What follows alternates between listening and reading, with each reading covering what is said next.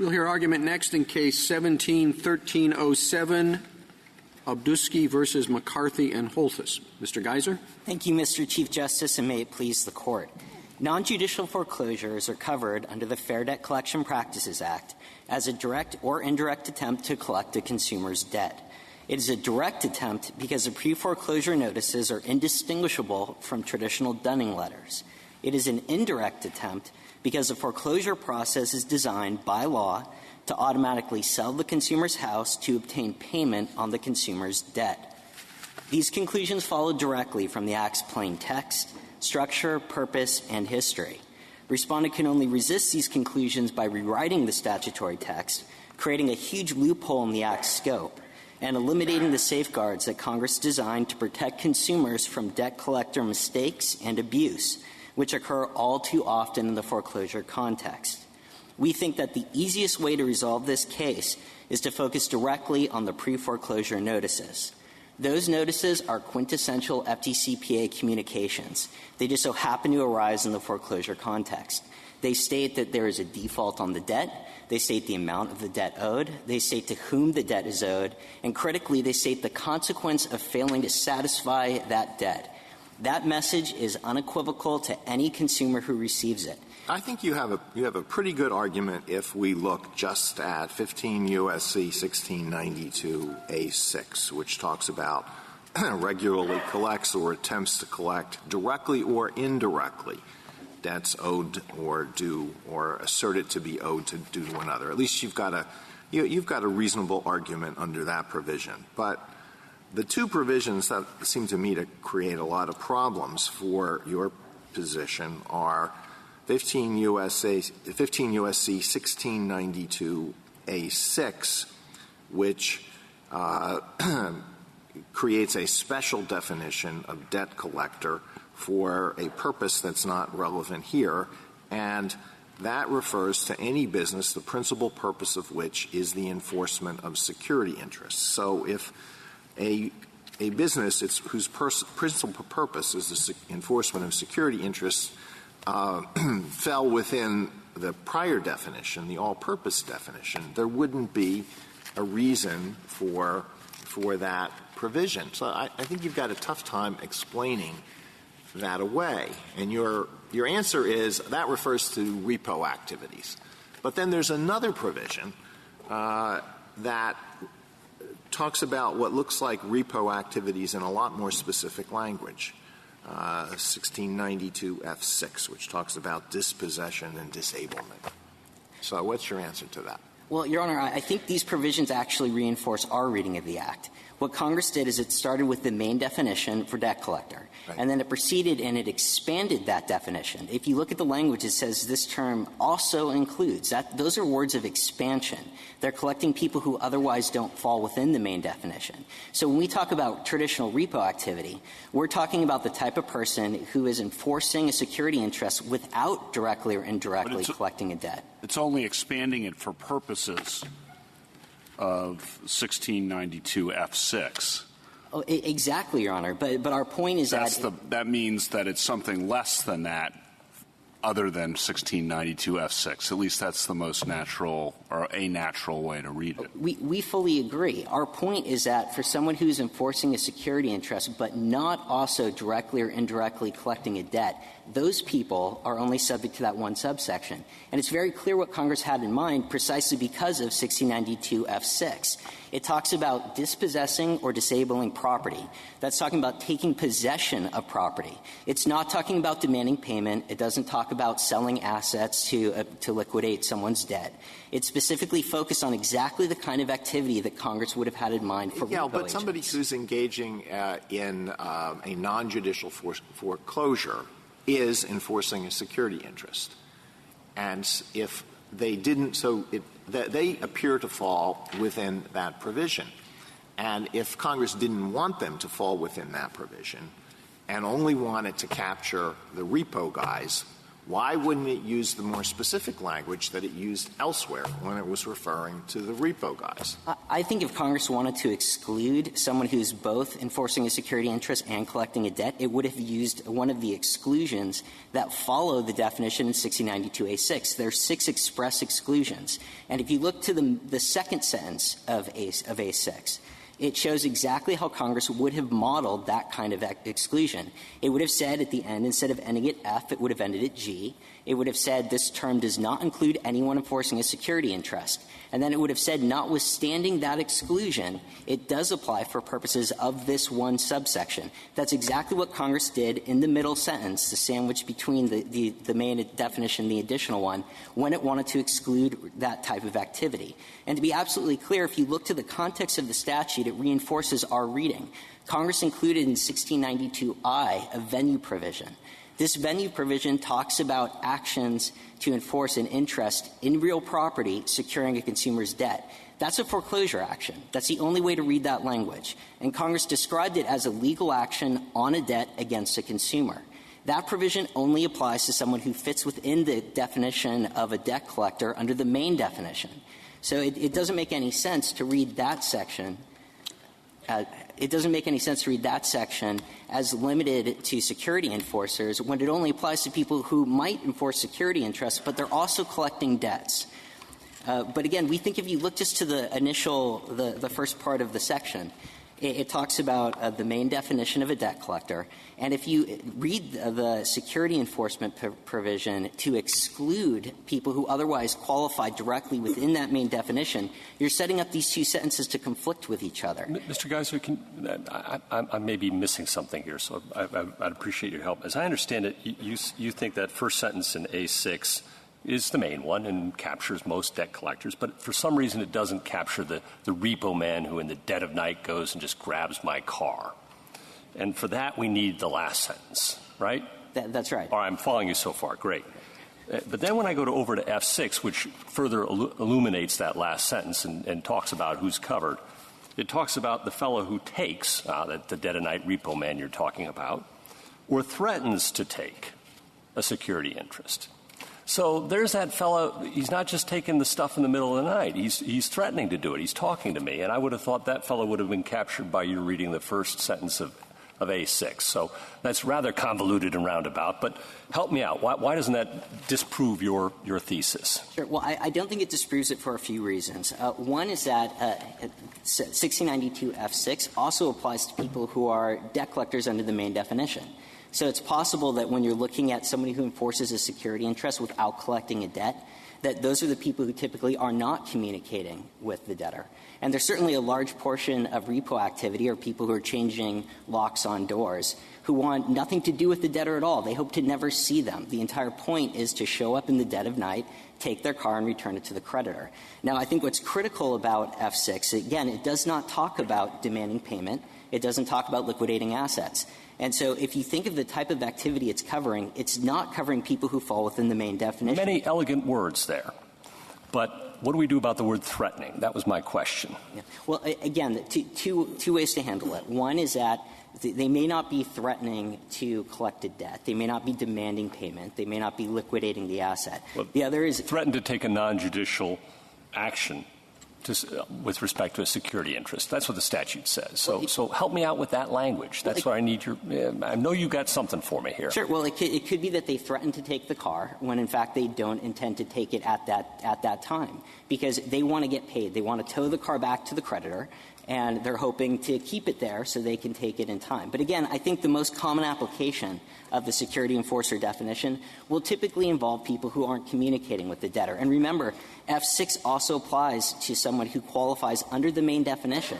It applies to both security enforcers and to people who are full-fledged debt collectors. And so Congress... That's the point, I think. I mean, let's call it Part 1 and Part 2. Part 1 says debt collectors are so-and-so, and then here are all the things they can't do. And that's a lot of them. And then we have Part 2. And Part 2 says the mortgage people are debt collectors for purposes of F6. And F6 doesn't have all of them. It just has a few pretty bad ones. And so why would Congress have put in F6 if it wanted all of them to apply? Well, again, Your Honor, it put in F6 to reach the group of people who are not also full-fledged debt collectors, who are not also obtaining. Well, it doesn't say that. It says a debt collector may not, or they put in Part 2, which I'm calling Part 2, to be sure that these people who are not full-fledged debt collectors have to do at least F6. Oh, Okay. Absolutely. But Right. And if we have a person who fits within the definition of Part 2, and that would seem to argue against his fitting into the definition of Part 1. Oh, absolutely not, Your Honor, because you can have someone who does both. Take a repo man who shows up, but instead of doing what they actually do, which is they wait for the consumer to leave and then they take their car, they actually go to the consumer and they say, you know what, I'm going to give you 3 hours to pay the debt. And why isn't a repo man like that in Part 1?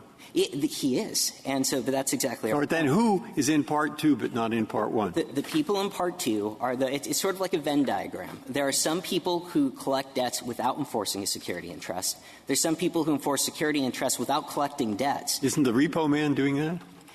Exactly. That's our point. And then there's the middle category, like the foreclosure agents, who are doing both, because they're sending notices that are absolutely indistinguishable from classic debt collection activity.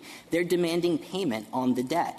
And if you don't pay, and by the way, in Colorado in 2017, about 11% of people did in fact pay in response to these notices. Okay, but now my other question, of course, is what do you want to say in respect to the fact that Colorado has a pretty good, in many respects, stricter law than there is here, and that protects the consumers more.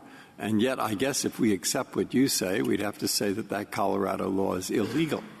Absolutely not, Your Honor. No, because? Well, the reason I thought it would be illegal is because it says you can't communicate with a third person. You couldn't tell the trustee about he's supposed to send a letter. You couldn't put it in anything in the newspaper. I mean, that seemed to me contradictory, and I guess the Colorado law would fall then. Your Honor, out of all the 8 amicus briefs and incredibly able counsel for Respondent and the government, they could cobble together, at best, 3 or maybe 4 possible conflicts. And when you actually dig into the weeds of those conflicts, they're not conflicts at all. They're very easy to accommodate. And if you want to walk through them, if you look at the notice on 1692G, that says that if the... You don't have to walk through them if you don't want to. Just tell me where they are in your brief. Sure. Well, they're addressed at the end of our brief. They're also addressed in the amicus brief. But I think I'll make a couple critical points, though, because I think one, that is the easiest way to resolve those conflicts.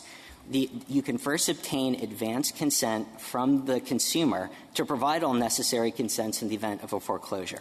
And if the consumer decides not to follow through, the creditor can send the notice. The FDCPA does not apply to creditors. We know this from Henson.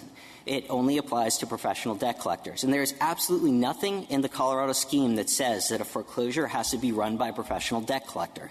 The creditor can take the notice, publish it themselves, and there's absolutely no problem.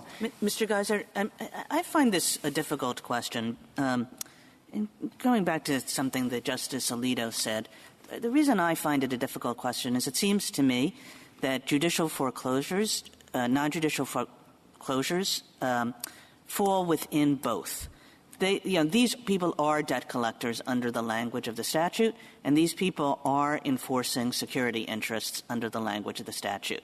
But that can't be right because the grammar of the statute suggests that we now have to kick them out of one or the other, all right? And so the question is, which do we kick them out of? Do we say, notwithstanding that they look like debt collectors, we're not going to treat them like debt collectors? Or do we say that notwithstanding that they enforce security interests, we're going to pretend that they don't? So when I think about it that way, I kind of think, well, I don't know, foreclosures are paradigmatic enforcement of security interests. There's nothing that gets more enforcing a security interest than foreclosing on a mortgage. So kicking them out of that one seems a little bit more odd than kicking them out of a very broad definition of debt collectors. Well, a few points, Your Honor. First is I don't think you have to kick them out of the additional definition if they fall in the main definition. If Congress had said, if framed it as an exclusion instead of an addition, they're trying to capture more people, then I think that point would have more force. Even if Congress had said for purpose of subsection 1692F6 only, but they didn't say that. And again, this is a definitional section that's capturing people. You start at the beginning, you're seeing, is this person covered? If they don't fall within any clause, they're not covered. And so if you fall within the first clause, you're covered. If you happen to also do something that qualifies you under a different sentence that is not framed in exclusionary terms, then that's fine, but you still qualify under the main definition. And again, when Congress wanted to exclude people, they did it expressly. And we know exactly how they did it because it follows the additional definition. Your point there, though, depends, right, on reading that language as referring to the repo guy, right? We have to, we fully concede that we need to identify then someone. When you turn to F6, is that really just limited to the repo situation? Well, not necessarily, Your Honor. It could also be someone who goes and changes locks on an apartment. The point being the language of F6 seems a lot broader than just the repo situation. So then when you go back to A, it seems odd to think that that's just limited to the repo situation, if I understand the interaction of the two provisions correctly. Well, again, the additional definition will cover people who aren't just repossessing cars. It can also include someone who is separately collecting debts. Because, again, you can fit under both sentences. There's nothing about the statute that says if you fall within an additional category that you're excluded from the main category. And Congress, again, they know how to write a statute that does that. This is statutory overlap. We see it all the time in the U.S. Well, let me ask you this about the repo situation. Suppose the repo guy is out there getting into a car, and the owner of the car sees him out the window and runs out with a gun and says, "What are you doing?" And the repo guy says, "Well, you didn't pay. You're in default on your payments, so I'm taking your car." Is he a debt collector because he's now told the car owner that about the debt? In that scenario, I don't think so, because he's not leveraging the security interest. It would be different if he said, if you want to pay now, I'll get out of the car and go away. But if he says, look, you've run out of chances. You didn't pay your bill. I'm towing the car. Take it up with the creditor. And to be very clear what happens at that point, the repo man brings the car back to the creditor. At that point, the debtor still owes 100% of the same debt they owed before the repossession. It's the creditor then who takes the car, sends the notice under the UCC and says, if you want your car back, pay us the money, or we'll auction off the car and pay down your debt. So what is the difference between that situation and the non-judicial foreclosure situation, where the homeowner is simply notified that the house, that the mortgage is being foreclosed? I think there's a stark difference, What is Your the Honor. difference? The difference is that they're not just saying, we're going to foreclose on your house no matter what you do. They're saying, this is the amount you owe. This is a consequence if you don't pay it by this date. We've been instructed to take away your home. Adding an express statement at the end of that says, will you please pay now, is absolutely superfluous. To any ordinary, normal person who receives that letter, they understand exactly what it's saying pay us money. It would be more like the repo agent who says, I'm going to repossess the car unless you pay the money now. Now, that person would be a debt collector. But someone who just says that we're going to take the car no matter what, that's leagues away because they're not leveraging the security interest.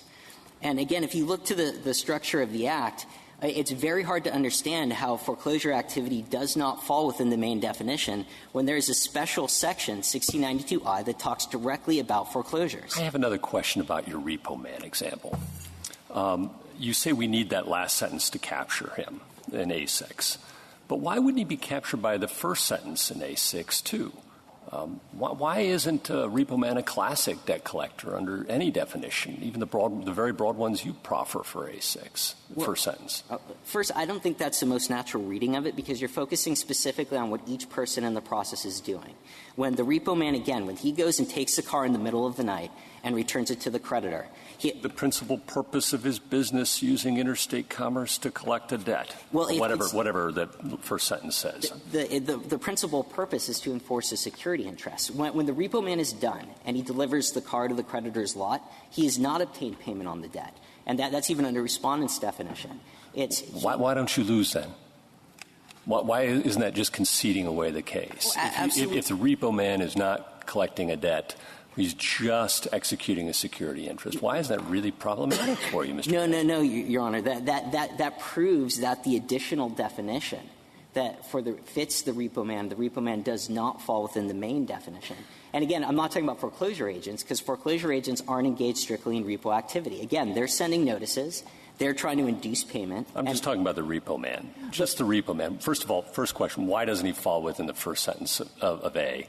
And second, if he doesn't, then why isn't he exactly like the foreclosure expert?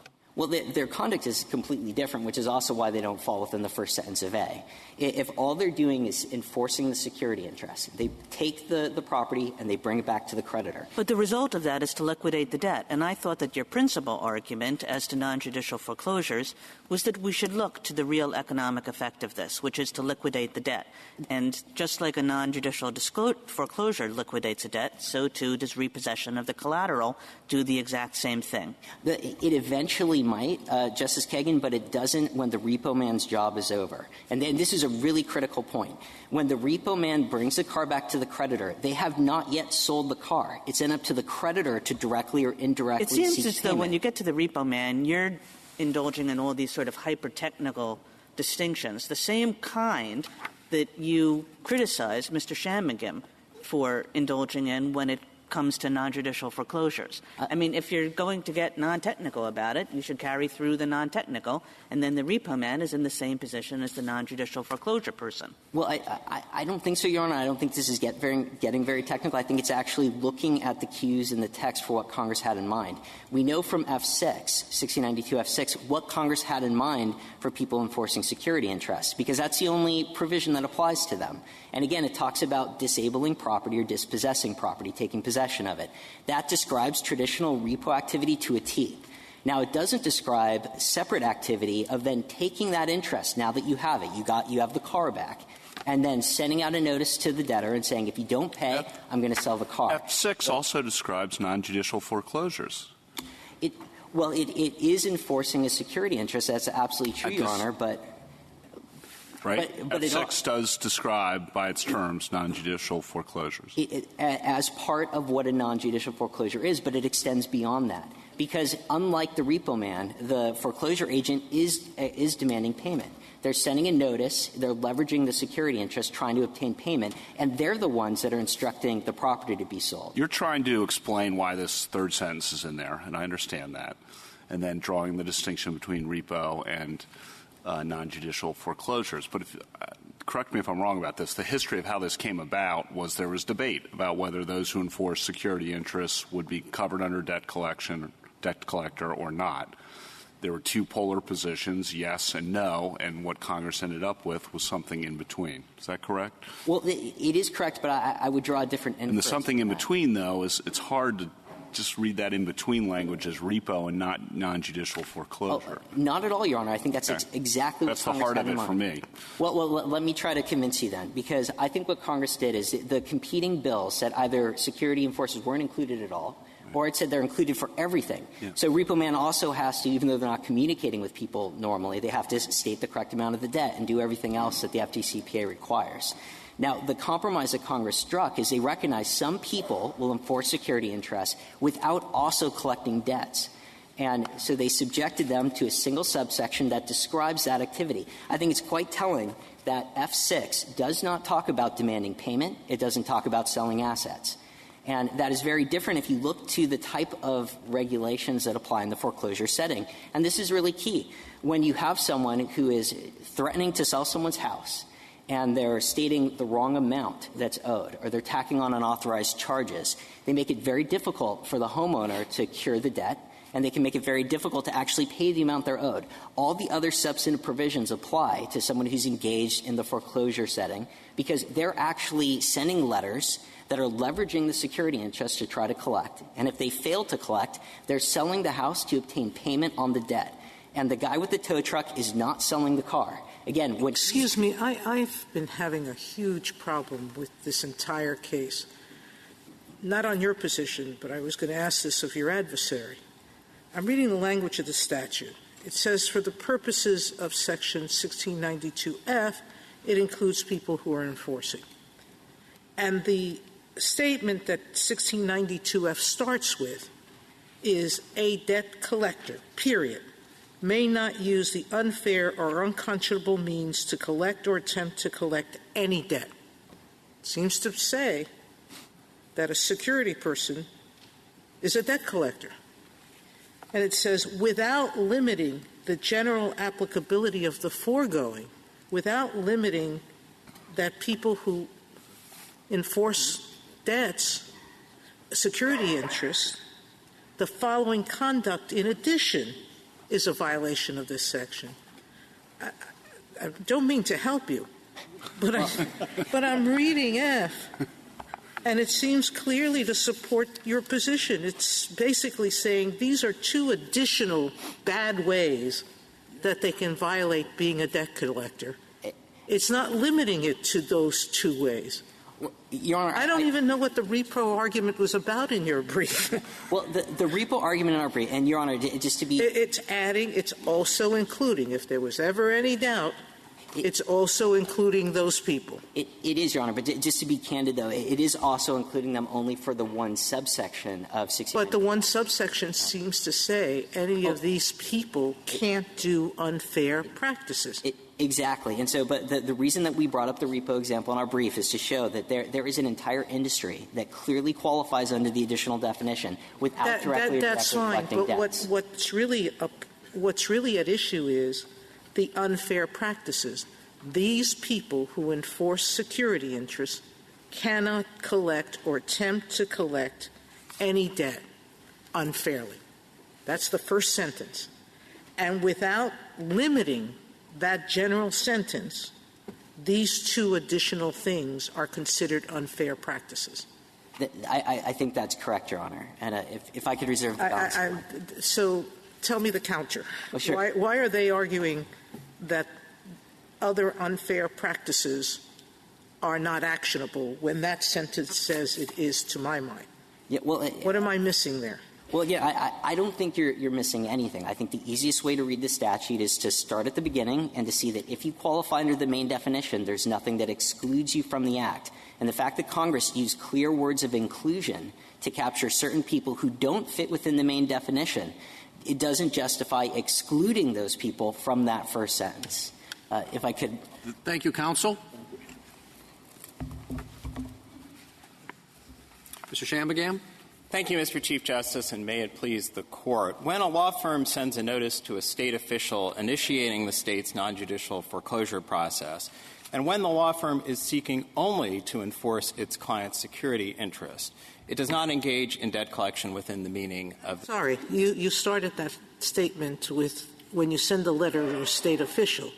The issue here is not sending a letter to the state official. The issue here is, did you do something wrong in sending it to the customer first? With respect, Justice Sotomayor, if you take a look at the complaint in this case, and after all this case is before the Court on a motion to dismiss, the sole document that could constitute the impermissible act of debt collection is the notice of election and demand, the notice that is found in the Joint Appendix at pages 39 to 41.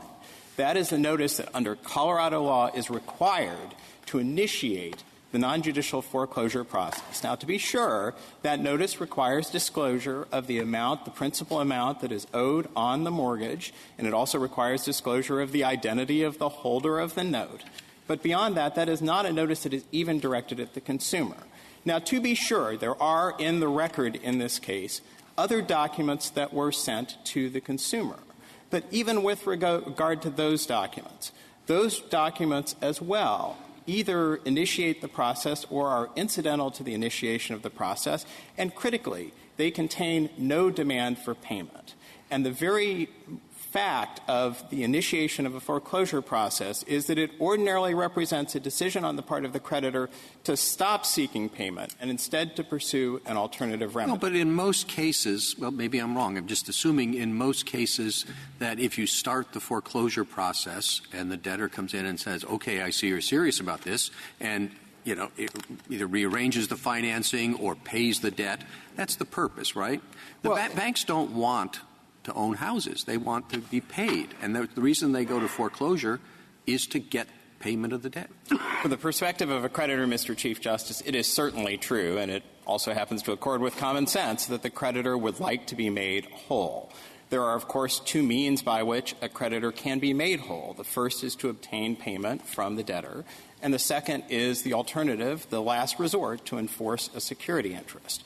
Now, if we were dealing with the first sentence of the definition in isolation, I would certainly be confident making the argument that this is not debt collection in the abstract, because what is taking place here is not an effort to obtain or demand payment from the debtor consistent with the ordinary meaning of these terms. It is, at most, an effort to initiate a process that could lead to the elimination or reduction of the debt, and not everything that could lead to the elimination of a debt constitutes debt collection. Well, I don't really understand that, Mr. Shamig. I mean, the whole point of getting the security interest in the first place is so that the creditor has leverage in order to pressure the debtor to pay his debt. And it's an alternative way to collect the debt if the debtor fails to do so. So how can it not be about payment of the debt? Well, let me pick up on that formulation, Justice Kagan. I think it would be a different case if what was going on was that a creditor was using the threat of foreclosure to exact payment. In other words, if a creditor came in and said, if you don't pay your overdue payment by Friday, I'm going to initiate non-judicial foreclosure. And I say that because I want to underscore that we're not looking for some sort of categorical exclusion. A party initiating foreclosure. Whether you say that or not explicitly, isn't that how everybody understands a foreclosure notice? They're going to foreclose on my house unless I come up with some money. I think that everyone would certainly understand that that is the consequence of a foreclosure proceeding. I think my submission is a more modest one. And again, of course, we're not considering this issue in the abstract because we have the limited purpose definition. But if we were considering this issue in the abstract, my point would simply be that not everything that might, for instance, increase someone's incentive to pay constitutes debt collection. Well, that's true, but it's inherently communicating a message that you need to repay the debt or you're going to lose the house, as Justice Kagan says. You referred earlier to common sense. Well, common sense tells you this is an effort to have you repay the debt. Well, I don't think that that's true, and let me offer a sort of slightly modified. Why not? Well, even if the express words aren't there, everyone who gets something like that, who has the money and wants to, will understand this is a letter seeking to get you to repay. I think the common sense is that anyone who receives that letter would certainly have the incentive to pay if they could, because, of course, no one wants to lose their house. Again, I think my submission is a more modest one. And if you take a look at the case law, there is actually a well-developed body of case law in the lower courts, not surprisingly, on the question of what constitutes debt collection outside the foreclosure context, because as you might imagine, this issue has arisen quite frequently in the 4 decades since the enactment of the Act. Those cases focus on whether, as an objective matter, there is an intent to induce payment. And those cases have looked in the main at 2 factors. First, whether or not there is a demand for payment. And second, they look at the purpose and the context of the communication, the animating purpose. And here, exactly. The animating purpose is to tell you need to pay or you're going to lose your house. The animating purpose is to initiate the non-judicial foreclosure process. That is why the bank at issue here retained Is it either or, really? I mean, it can't be a both and? I think that leads me to the point about the limited purpose definition, which you picked up on earlier in your colloquy with Mr. GEYSER. And that is that if we know one thing from the history of the Act, it is that Congress thought that the collection of debts and the enforcement of security interests were distinct concepts. And we know that not just because of the language of the limited purpose definition, but because Congress really struggled with the question of whether to bring in entities whose principal purpose was the enforcement of security interests for all purposes, whether to exclude them entirely, or instead to bring them in only for purposes of a single provision. Well, but you do have the word indirectly in the first part. And even if you think in a technical sense initiating foreclosure is not collecting the debt, it certainly is an indirect effort to collect the debt. Well, I think that makes it somewhat harder for me. And again, if we were arguing this case with a statute that just contained the first sentence, I would argue that indirect debt collection refers, as the lower courts have held, to situations in which you engage in preliminary steps that facilitate the ultimate demand for payment, for instance, collecting information about the debtor. But again, what we know from the text and from the history is that Congress, whatever debt collection would mean in a Platonic form, Congress thought about debt collection in the way that we think about it and in a way that is consistent, of course, with the traditional understanding at common law. As we explain in our brief, debt collection and enforcement of security interests have, of course, been distinct remedies The former was an in personam action, the latter an in rem action. There are numerous places in federal law where the two are treated as distinct. And so Congress, when it used the phrase enforcement of security interests, was certainly not writing on a blank slate. It meant to capture that body of law. You are arguing, I think, that even if I disagree with you, we disagree with you on the first sentence, you win because of the third sentence, right? Yes, that is correct. I think I need. And on the third sentence, I guess the responsive argument is that's an odd way for Congress to have excluded those who enforce security interests from the broad definition of debt collectors and the repo example you heard. Can you respond to that? Sure. So first of all, let me talk about the limited purpose definition, and then I'll talk about F6, the substantive provision that it incorporates. With regard to the limited purpose definition, I think that this is exactly the way that you would expect Congress to have reached the Goldilocks outcome, where parties who enforce a security interest are subject only to one substantive provision. Let me give you an example. Let's say that Congress passed a statute that said that the Supreme Court shall have jurisdiction to review decisions of federal courts of appeals. And for purposes of review in capital cases, the Supreme Court also has jurisdiction to review decisions of the Court of Appeals for the Armed Forces. I think that the natural inference from that would be that if you have a non-capital case from the CAF, this court would lack jurisdiction. And that's but that's not the most natural reading. The also includes. You would normally say that it doesn't include. Rather, the also include is additive. And it's additive to a pretty broad collection as well. You would say, even though, again, arguendo, this would be included in the broad language, it doesn't include this. But instead, it says it also includes this, and then for the limited purpose. It's not the way you would have told Congress to write the statute. Or your friend on the other side. It's a very circuitous way of getting to your result. Congress never asked me how to write statutes, Mr. Chief Justice. But I think what I would say in response to that is that the fact that it's additive helps us because it reinforces the sense that Congress thought that the collection of debts was distinct from the enforcement of security interests. But now you're counting on your argument about sentence 1 again. And I think that these questions are really questions that assume that you're wrong on sentence 1. Assume that these are debt collectors under the definition that Congress has gave. And the question is why we should then read an additive provision to exclude people from that general definition.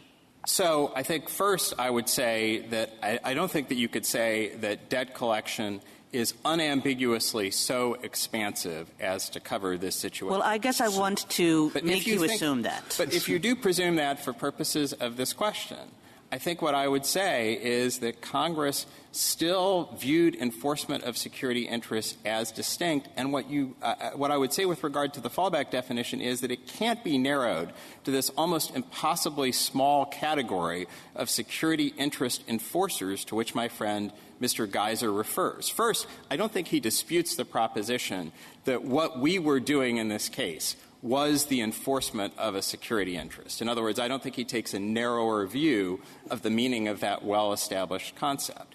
Instead, his view, as I understand it, is that to take his Venn diagram, there is at least some sliver of security interest enforcers who would not be covered by his expansive definition of debt collector, but who would nevertheless fall within the limited purpose definition. And these are these repo agents who are non-communicative. It's not even the entire category of repo agents. It's the person who takes the car in the dead of night. And I think what I would say in response to that is that that doesn't solve his profound superfluity problem, because I think that under his definition of debt collector, even the uncommunicative repo agent would still qualify. Certainly, when your car is repossessed, that creates every bit as much of an incentive to pay as receiving a notice that there might eventually be a foreclosure sale of your house.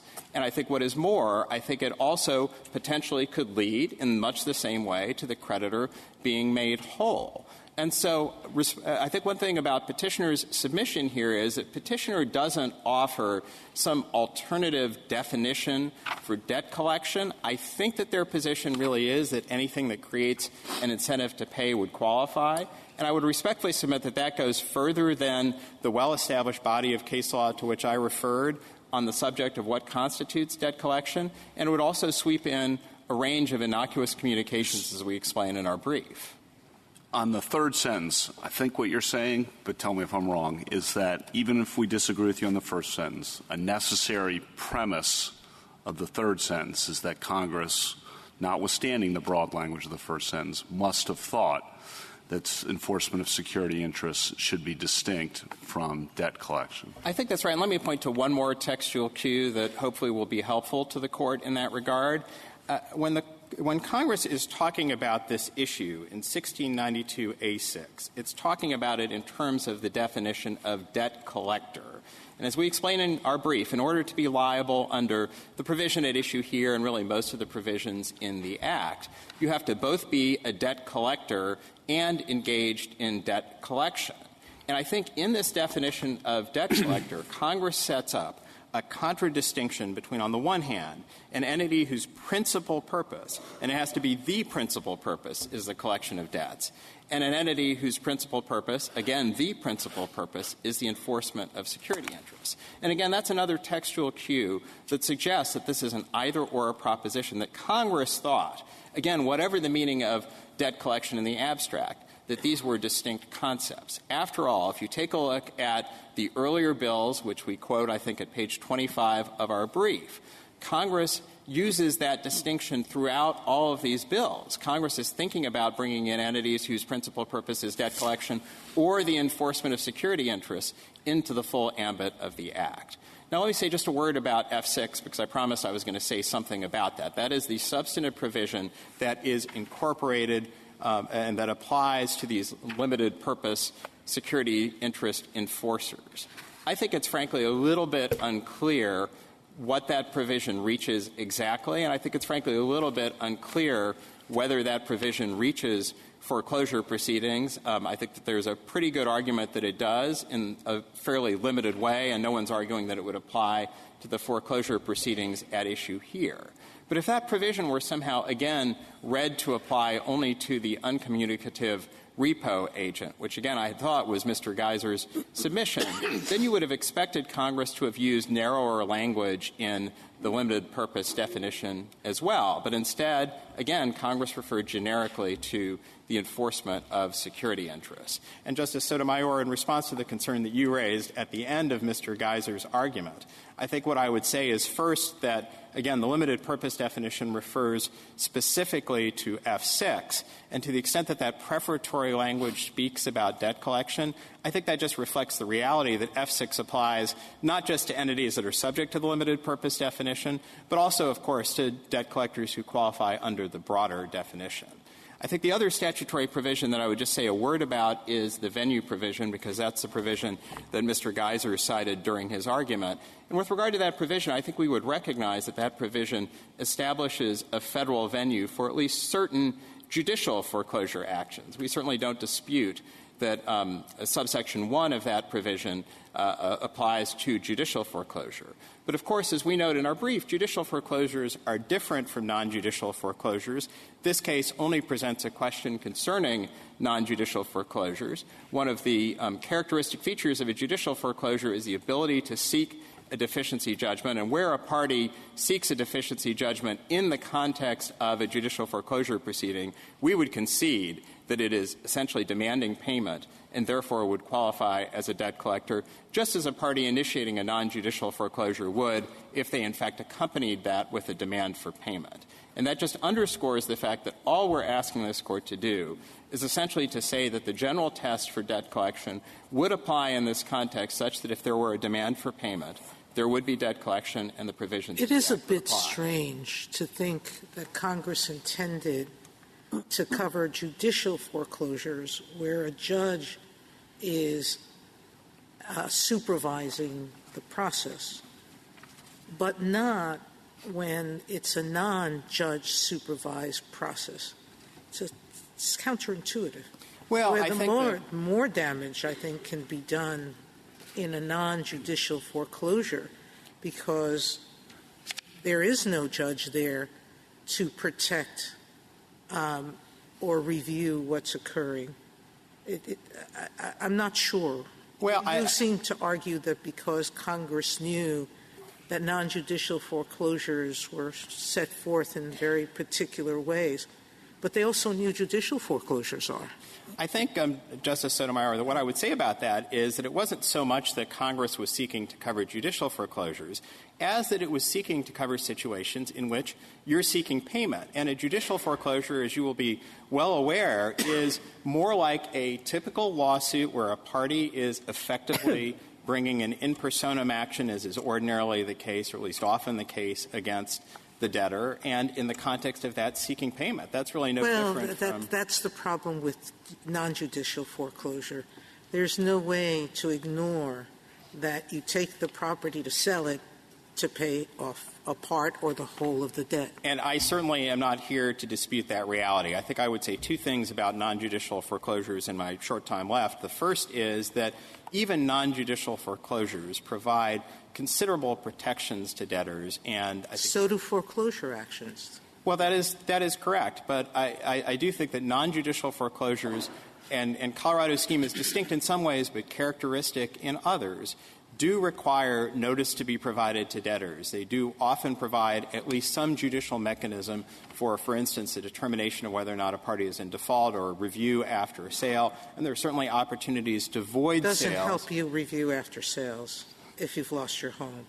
Well, but there is the ability actually to unwind the sale where there is fraud or misrepresentations or other misconduct. But I think that brings me to the other point that I wanted to spend at least a couple of minutes on, and that is this issue of conflicts with state law.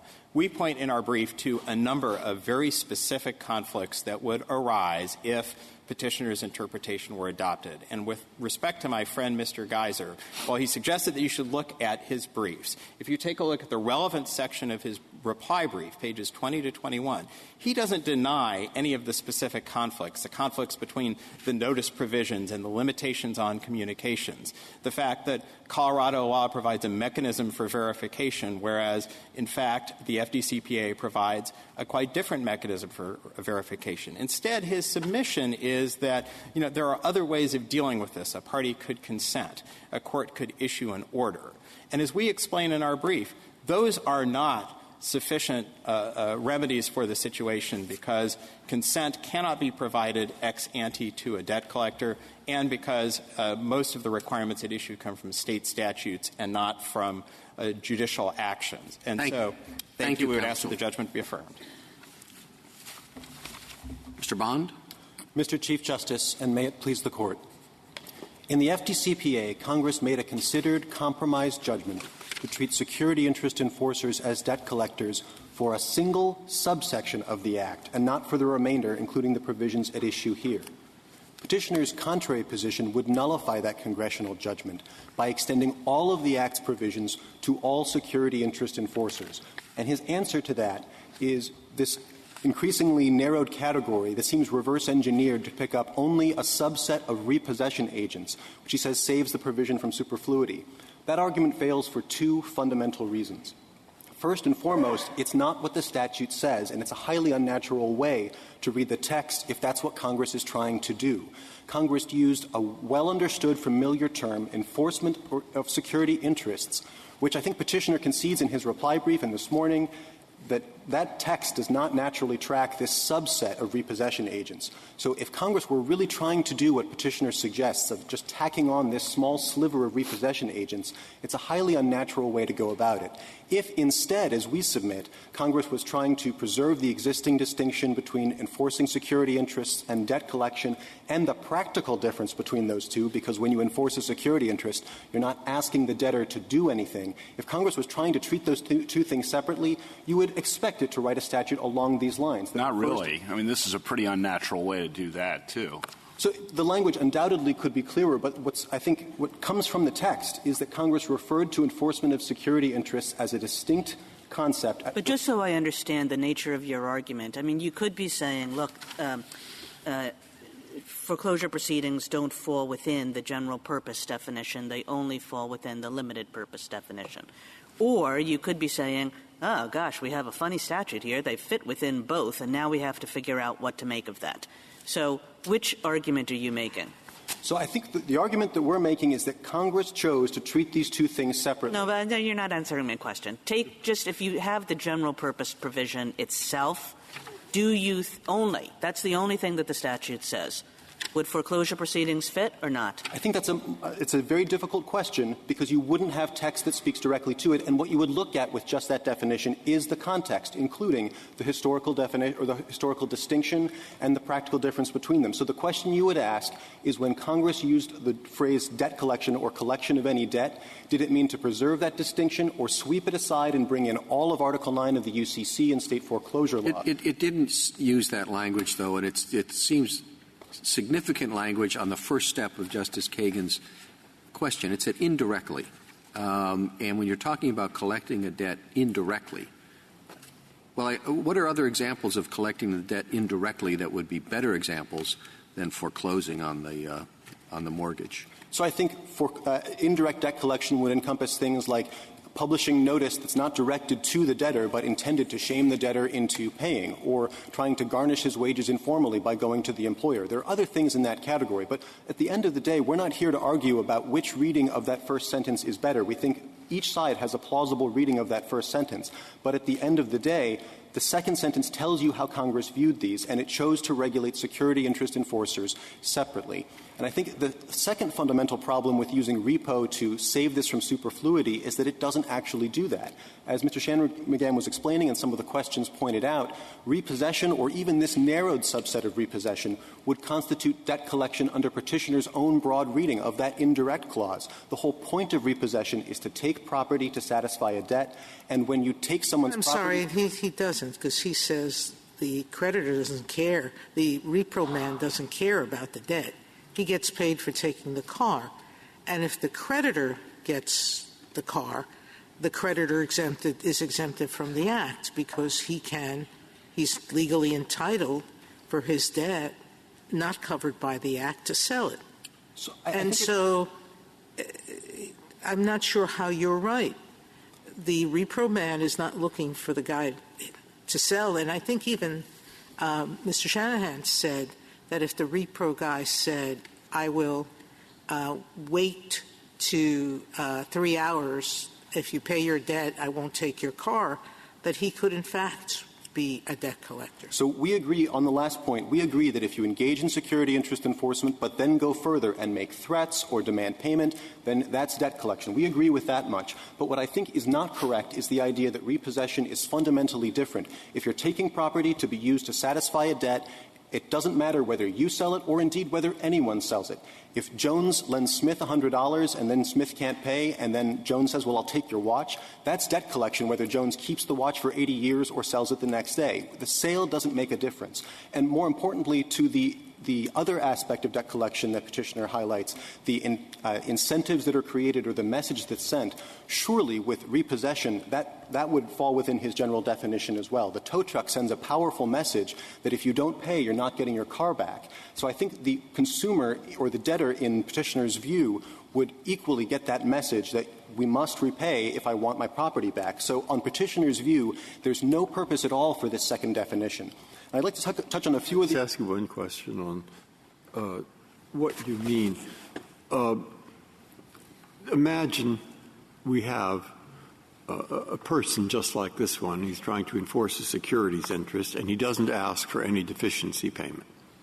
All right, you say that falls within the F6 exclusion, or that's Part 2. That falls within. All right. But if he goes further, then he says something more and he gets into 1. But you're also worried about the state law. And you don't want to create a situation where the state law says go through this procedure and they can't do it because of this act. What happens if the person is exactly like this one, doesn't ask for a deficiency payment, and then that does violate some sections of this outside of F6, and there is no state law requiring it? So I think there is a state law for, I guess, here requiring you to go to newspapers. There's a state law requiring you to communicate. Well, what happens in the government's view? If it's just the same as here, but that last mentioned state law requiring you to advertise in newspapers, for example, doesn't exist. So in that circumstance, if you're going beyond the procedures set forth in state law to enforce a security interest, then you're not within this Part 2 definition. You are engaged in debt collection. Well, that's the part that puzzled me, because exactly what I thought you would say. And can you explain it a little? Because if you're outside of the main thing, Part 1, and only covered by F6, because you did certain things, I want the house, and I'm not saying anything about deficiency, just what happened here. If you're outside it for the instance where you get a conflict with state law, why wouldn't you be outside it for the instance where you don't get a conflict with state law? So it's not about what state law requires for its own sake. It's about identifying what's within the four corners of enforcement of a security interest the text Congress used. And the best and at least the first place to look are the procedures state law outlines to do that. No, in other words, you're saying if the state were exactly the same, but it just didn't say anything about newspapers, then his client would win. So I think that does present a trickier question. Why? Where the state law they're out, they're in. Their behavior is identical. Because if the state law prescribes the procedure that you're going through, it's relatively easy for courts to determine that what you are doing is enforcing a security interest. If you're doing something that state law doesn't require, then you have the more difficult question of, under the general definition, the first Part 1 definition, does this conduct constitute debt collection? So if you engage in repossession or any other enforcement of a security interest, but you also send a demand letter, that demand letter is debt collection. Can I see if I understand? Oh, I'm sorry. Go ahead. I just want to make sure I understand the answer. The statute uses the language primary purpose, debt collection, primary purpose, security interest, sentences 1 and 3. Are you saying that the test of a bank's primary purpose is whether it's taking an action necessary under state law to collect on a security interest or to enforce a security interest? So there are two separate things here. To be a debt collector, it has to be your primary purpose under the Part 2 definition. But in that third sentence, it also uses that language, yes, primary purpose. Exactly right. And is your answer that we determine that by reference to state law and what is mandated in order to collect on a security interest or to enforce a security interest? We determine whether what you're doing is security interest enforcement by looking at state law. That's right, to determine whether your steps, the actions you've taken, are the things that are set forth in state law. I understand. Thank you. I'm sorry for interrupting. No, so if state law, if a state's non-judicial foreclosure process also allows the creditor to get a deficiency judgment, what, in your view, follows from that? So I think you'd look to what the creditor does. If the creditor brings a judicial foreclosure action and seeks a deficiency judgment, if I may finish, then that conduct would be debt collection. If the creditor does not seek a deficiency judgment, that's not debt collection. It's purely the enforcement of a security interest. Thank you, counsel. 3 minutes, Mr. Geyser. Thank you, Mr. Chief Justice. I'd like to start with 1692I because we heard very little about it from the other side. 1692I does not mention deficiency judgments. Its plain text is targeting an action to enforce an interest in real property securing the consumer's obligation. That's a foreclosure. And it says specifically that this applies to debt collectors under the main definition who bring a legal action on a debt against a consumer. It's a bit much to say this is regulating debt collectors but not debt collection when Congress is using that type of language. That's such a key point for us because it shows that Congress understood that these two categories from these two sentences are not mutually exclusive. And the Court is right that it is very odd to say that Congress would have read language that clearly is an expansion as an exclusion. That's not how Congress drafts exclusions. And they don't draft it in this statute that way, which we know because they have a series of exclusions that does not include security enforcement. My friend suggested that repo activity is just a sliver. This is an entire industry, and it's absolutely clear that a repossession agent does not want to make any contact with the consumer. That's their goal, because if there's a breach of the peace, they can't take the car and they don't get paid. The government suggested that repo activity is exactly the same as liquidating the car. The problem with the government's argument is they're focusing on the wrong person. 1692A6 has a specific focus on the person. and their individual activity. The repo agent's role is limited in the process. Chronologically, it comes before there is any debt collection on the repossessed item, because it's the secured creditor after the fact that's sending the notice, and it's secured creditor after the fact that's selling the car, which makes it different.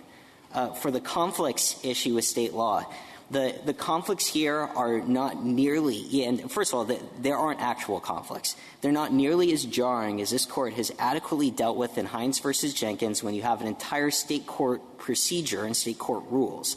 When you look to the real conflicts with the publication notice, they're easily accounted for by having the creditor send them or by getting advanced consent from the consumer to provide the necessary approval at the time of the foreclosure, which other courts have looked at. And the position that we're taking has been the rule in multiple jurisdictions now, some for decades, including in Colorado for a quarter century. There has been no demonstrated effect on any state law foreclosure scheme. Foreclosures are taking place regularly. There's no actual proven injury to the state's interest, which is probably why not a single state showed up today with an amicus brief suggesting that this was somehow offensive to their personal schemes. If there are no further questions. I'm assuming that to the extent judicial foreclosures have been viewed as debt collection, that whatever conflicts have worked out there have also been that have happened there have also been worked out. Oh, absolutely, which is why that it's very easy to accommodate these interests. And again, Congress understood that in the foreclosure context, you could have someone enforcing a security interest and still qualify under the main definition because it is additive language, not exclusive language. Thank you, counsel. Thank you. Case is submitted.